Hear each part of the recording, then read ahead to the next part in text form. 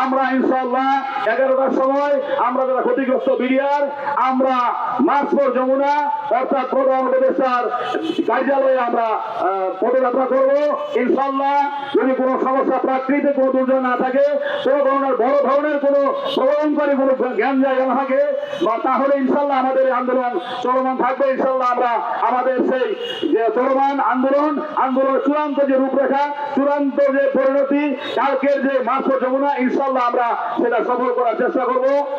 না, আমরা আইন শৃঙ্খলা বাহিনীর সদস্যদের সম্মান থেকে বলছি, এর আগে আমরা যখন সচিবালয়ে কর্মসূচি করতে যাই, আপনার আজকে বা হারা দেশে আমাদের উপরে ঢালাও ভাবে আক্রমণ করেছিলেন। আমরা একটা সুশৃঙ্খল বাহিনীর সদস্য হিসেবে আমরা কোনো প্রতিবাদ করি নাই।